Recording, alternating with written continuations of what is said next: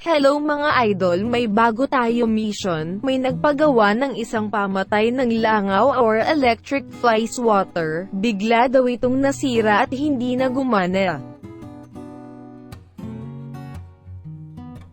Tara ating ayusin at alamin kung ano ang naging sira nito, pero bago ang lahat, like and subscribe muna kayo dito sa TECHBOY BABY channel mo. Chup chup to the highest level.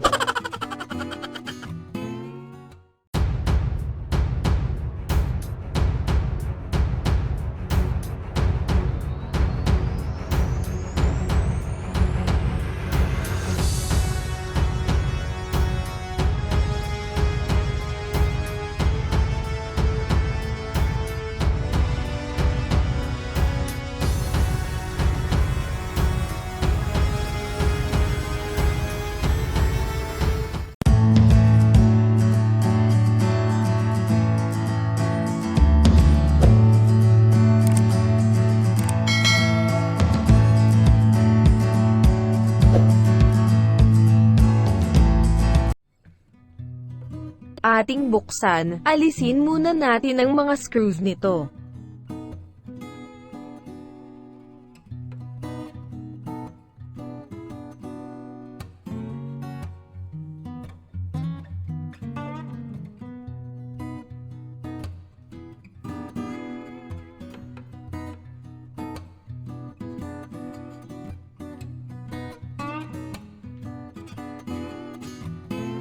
Ang bagal namang mag-unscrew ni TECHBOY. Ano sa tingin ninyo mga idol? Kumanta muna kaya ako. Nyahaha.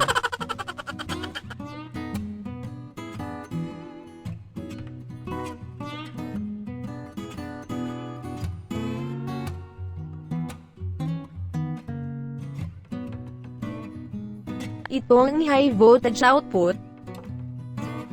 Ito ang battery. Ito naman ang input AC power plug.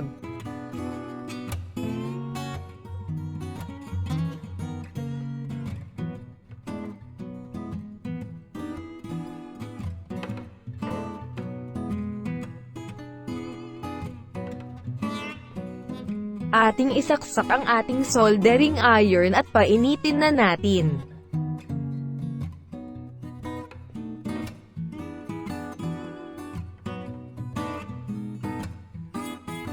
Ating i-unsolder ang mga wiring, pero bago ang lahat dapat ay tandaang mabuti kung saan ito nakakonect para iwas disgrasya, kasi isa itong high voltage circuit.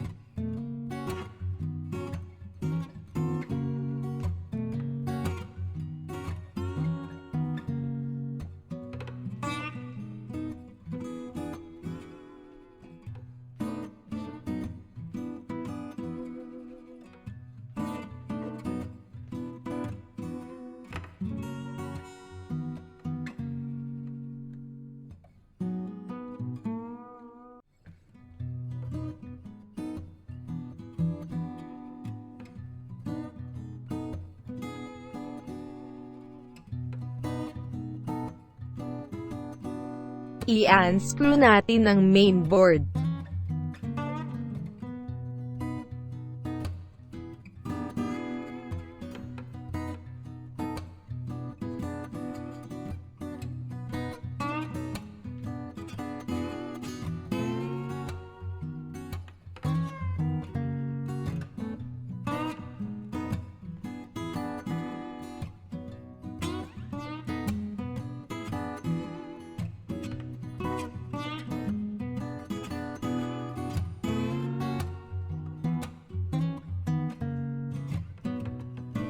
Ito ang 3 volts battery.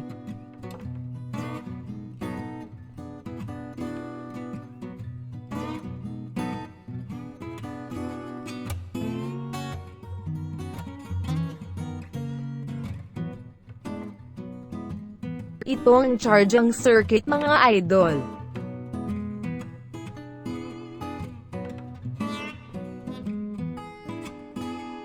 Ito naman ang oscillator circuit.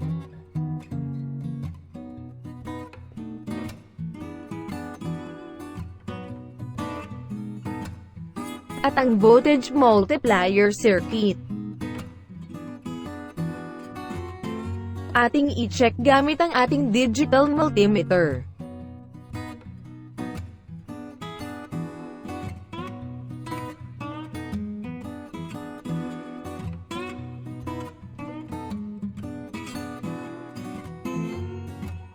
Mukhang shorted na ang kanyang oscillator transistor.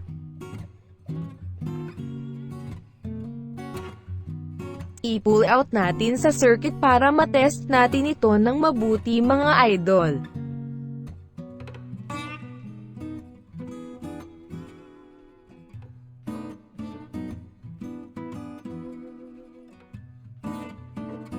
Ayan, tanggal na ang ating oscillator transistor.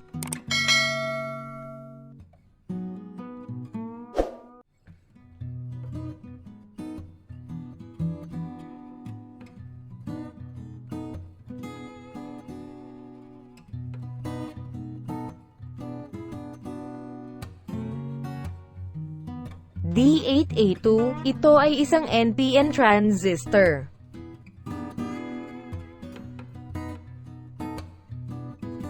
Ating i-check, pero set muna natin ang ating digital multimeter sa diode mode.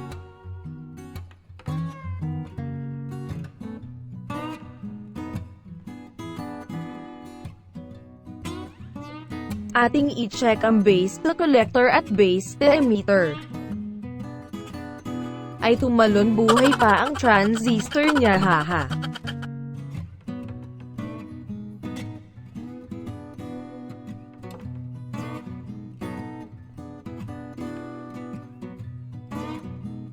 Ang base collector ay short, at ang base emitter ay short din. Tignan ang reading ng multimeter.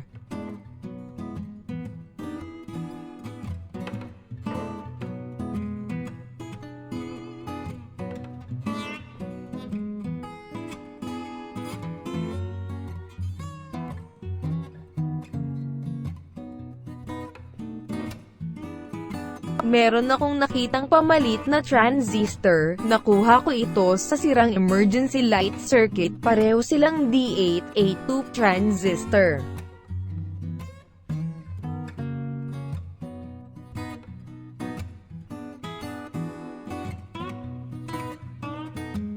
Ating i-check ang nakita nating transistor.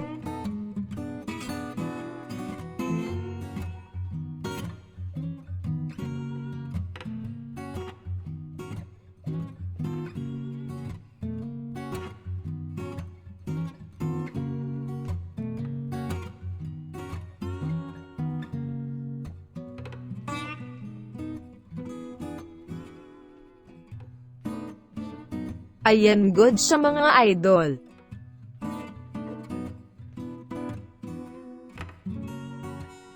Ating i-compare ang shorted na transistor at ang good na transistor.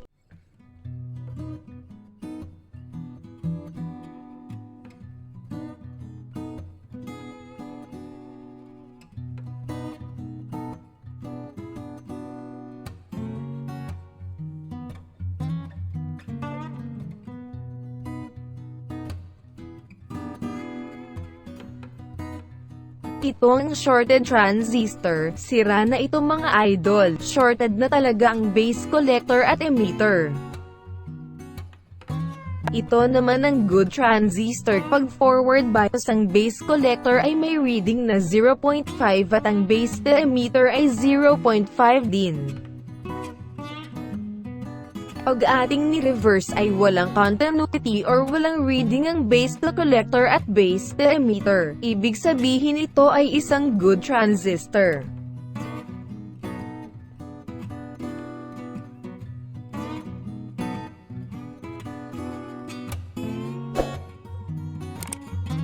I-solder na natin ang good na transistor sa main board. Dapat tama ang orientation ng mga pin nito, hindi ito dapat magkabaliktad kasi baka ito ang mangyari.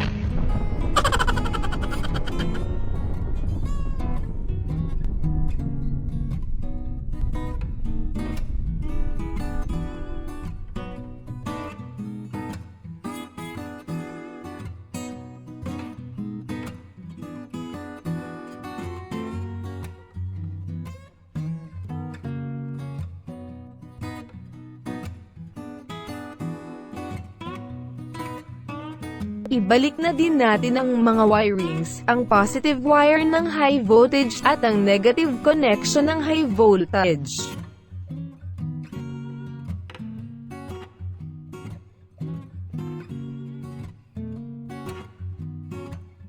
Ang AC input,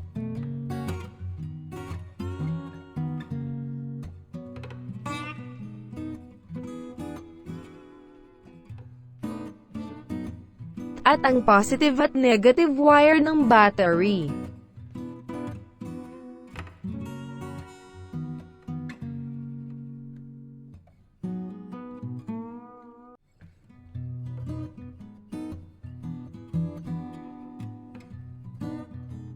Ibalik na natin ang cover at ating i-screw.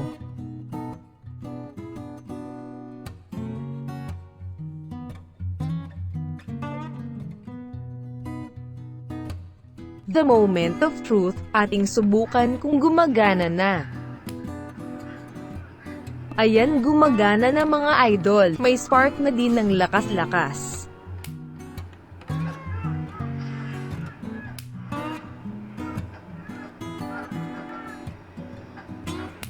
Kaya like and subscribe na kayo sa TECHBOY Baby channel. This is Robot Girl signing off.